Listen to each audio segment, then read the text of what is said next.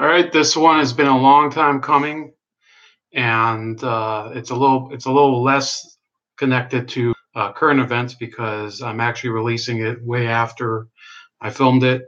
For those of you that have followed the channel, you might notice that in February I started sharing stuff frequently during the day than in the evenings as I was more, and that's because I did lose my job on February 12th, 2018. And that pretty much, yeah, it was a big career setback. And for me, I would have to say that, driving home, well, driving to the liquor store and then home, it was a bit of, uh, fork in the road moment.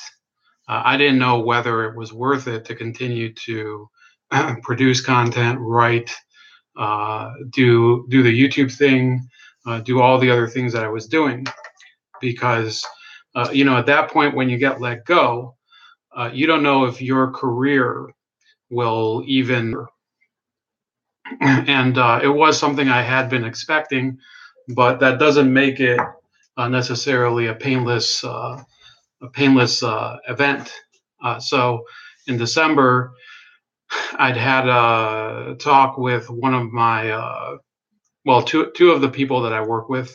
One was the person who trained me, and then my supervisor. They were letting me know, yeah, we're letting you know that there are a certain number of errors you have to correct in the type of work that you put out, and you better shape up. And if not, it's possible you're not going to be here much longer. So they moved me into an office with the one of the superior people over there, and it was basically from then on I was kind of on eggshells for about 2 months, because at that point I was thinking, I'd already updated my resume. I was thinking, this could be, that's it. And I'd never been actually fired from a job before. Well, technically it was a layoff, but they did want to cut some staff or whatever. So the fact of the matter is that for the next 2 months, I did work doubly hard to correct those errors, also to put through projects a lot faster. But in the end, as you already know, they did let me go. I had a meeting with the owner of the company, and it was it was a depressing meeting for me, obviously, because it was the last time I was going to be in that building. So, it was like having to walk upstairs, having, the guy who was my manager say to me, "Hey, we have to go upstairs, talk to this guy. Let's call him Ted. We have a meeting today, 4 p.m." I knew it, at that moment, and I'd known probably the week before through all these hints he was dropping at me, that I was going to be let go.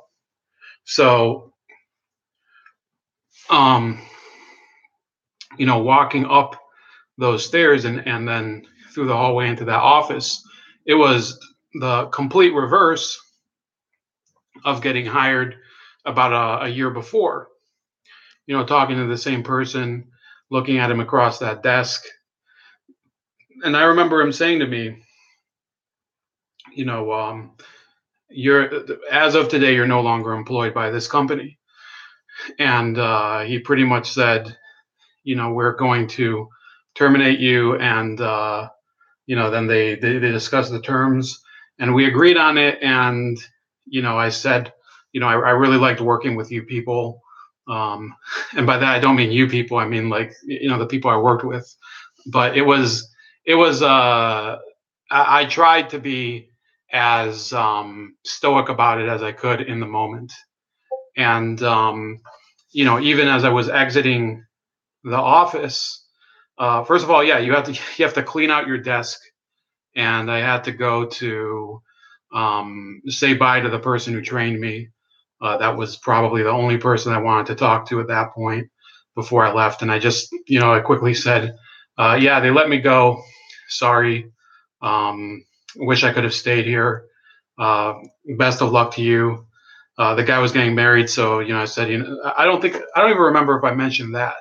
So basically, it was, it was an experience that I wanted to be over as fast as possible. I even forgot my Chicago Cubs desk ornament there before I left, and I had to ask for it back, and I did get it back earlier this week. Uh, so I'm happy to have it back. But um, I was there cleaning out my desk with basically my supervisor there, and the guy was probably he basically said, "Yeah, I just want you to be okay." I'm like, you know what? I mean, I was expecting this. You don't have to worry about me because after we discussed this a couple months back, I was kind of I was kind of preparing for it anyway. As much as I tried to keep the ship from sinking, but it didn't work. So then the week after that, I would say about a day or two later. Of course, I never mentioned this on air because I never want the jobs that I do to directly mix into anything that I do on the air or any of the opinions that I do. I always think, the companies that I work for or the people that I work with, they're not people that I want to mix into this. Sometimes I'll tell them about certain topics I cover, and I mentioned to a couple people that I do YouTube and I do writing and stuff like that. But by and large, I never wanted to make the issue of what I do off the air into what I do on the air. So that's why it's taken, there's a few months after the being let go. That's why it's taken so long for me to discuss an issue that I hoped would be much more temporary. But the days and weeks after that, I did find a second purpose. Now I did keep looking for work as doing what I do. I am an engineer, and one of the more difficult things during that meeting with the owner of the company that I was just let go of was that he said, I'm sure that you work very hard as an engineer, and I think that you could be a good engineer, but I don't think you could be a good engineer here, and I don't know what's going to happen in the future. And I think he was just being honest, and it got me to thinking, what else is it that I could do? I was looking at other certifications. I was looking at other things I could do. And while doing that, of course, a lot of the other projects that I wanted to, that you started to see, the Farrakhan feminism, which I've kind of tapered off with a bit, but I'll get back to that. Of course, the Mattis file, and a lot of the content that I produced, that was really what sustained me. It wasn't really anybody that I interacted with on a daily basis. The fact of the matter is, since my mom passed away about 5 years ago, I really have come to terms with the fact that I don't really have anybody to rely on in my day-to-day life. In fact, I'd probably say that there are some people that I interact with through this channel and through other media that are better support network for keeping me focused and grounded than are the family that I have left and the friends that I have left around me that haven't moved away from the city. Um, it's not easy to say that, but it's something that I've come to realize for a while. It might be one of the reasons that I turned to YouTube and I turned to writing and I started, reaching out to people to hear their perspectives because, this is something, I've been dealing with for well before I got into YouTubing. I'd probably say back in high school, I started to I started to really come to terms with something that I felt. I didn't feel that I could ever be happy in my life. I just didn't see it ever happening.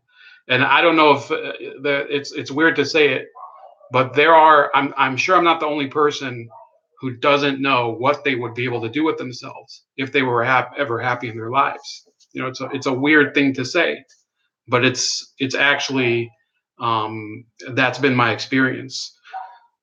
And so the next few weeks, I did start to develop more and more, uh, my content aside from the job hunting and everything. And it was a very lonesome process. And of course, I mean, the most difficult thing was telling my dad after my nephew's birthday. My nephew's birthday was about a week after I got fired.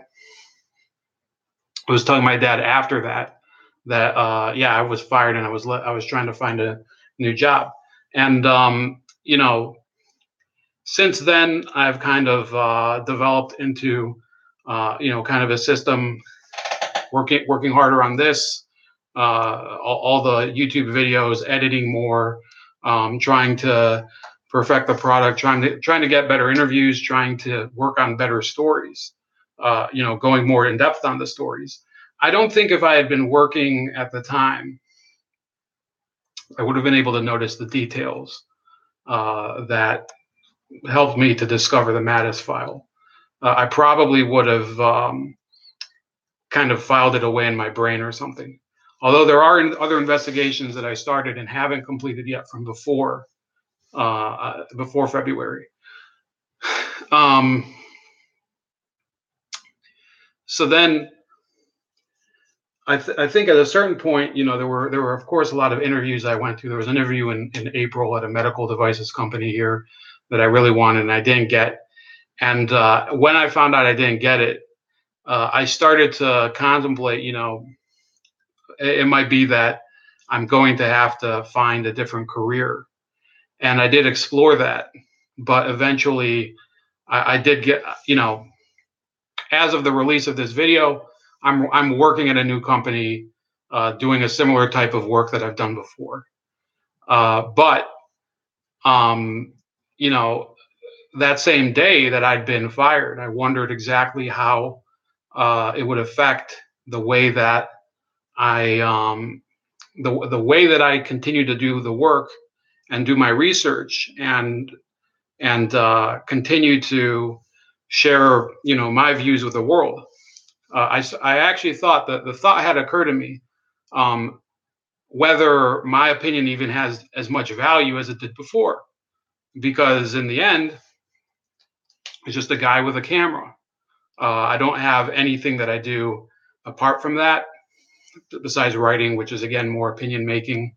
So it kind of shook my confidence in myself as to exactly how credible am I? Am I really going to succeed at anything? Am I good at doing anything besides just being a pest to people? And the some people had suggested to me, the people that I know in my personal life that know that I do this, they suggested, well, this is because you do too much of the YouTube. It's not. The fact is that I used to put in a lot of extra hours at my previous job. A lot of extra hours, some of which I didn't claim. So it was. I don't think that the issue was lack of dedication. I just don't think it worked out, and that's really what shook my confidence as well, because you know journalism is losing its luster as a craft. People have less and less confidence in journalists, in people who report the news or report stories or write or share opinions. The value of that is going down. So, you know, I was wondering whether my value as somebody who has opinions goes down because, I'd relied a lot on the fact that, if this is not working because I don't have that much of a following, I could go back to that career track. I could just stop doing it and I could just keep going to work every day, working like all of the other 14 people that were working with me, and basically living the same type of existence where, it's a lot of the same, uh, how would you call it? Middle class lifestyle, like in a Blur video. the park life. You interact with people. You go drinking on Sundays, Saturday nights, watch a basketball game at the bar. I actually did go this week, and I'll tell you what, it was enjoyable again doing it because I only do it every so often now. But the fact is that within a few days, I realized that it didn't matter that I didn't have a job anymore.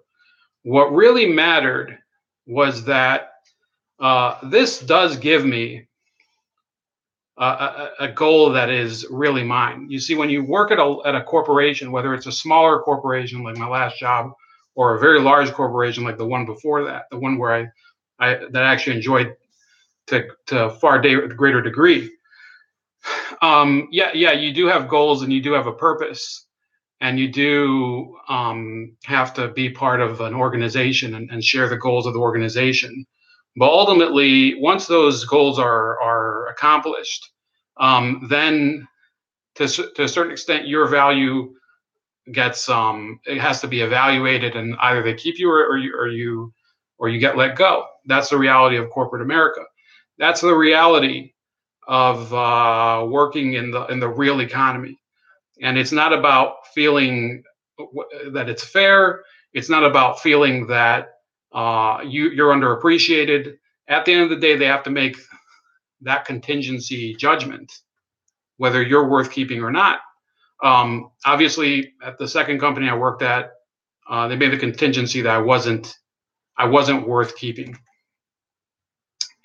But doing something like what I'm doing now, there is nobody else determining that, and that's why I kept going. That's why I stepped up the writing. I stepped up my activity. I started collaborating with more people, and really with that, you can take the stories that are important to you, the goals that you think are most worthwhile, and you can run with those. That's something that living in corporate America, you trade your potential for the stability that they can afford you. Okay, I was thinking about it while driving in a car today. Obviously, driving in a car. I wasn't driving a boat, but driving to pick up an order of lunch today. And I was thinking about the explorers of the age of discovery. Whether it was Magellan or of course Columbus. And not just them, but the nameless sons of bitches that were on their ships. And you have to wonder exactly how worth it they felt while they were in those holes, puking their guts out for weeks and weeks on end, waiting to pass through the choppy waters of the Atlantic or the Pacific or the Indian Ocean to find a country that might not even be there. Back then it was as if the great unknown was so vast that you didn't know if there was anything to know in the great unknown. And it was a very difficult it must have been a difficult process for some of them. I assume, from what I've heard, people talk about seasickness, but people must have lost their minds doing it. Obviously, there were plenty of colorful characters on the high seas, So for them, what was keeping them motivated, especially Columbus himself? But let's talk about the people who are working for them, who were maybe some of them, of course, were indentured servants. They were forced to be there, in which case that this doesn't apply.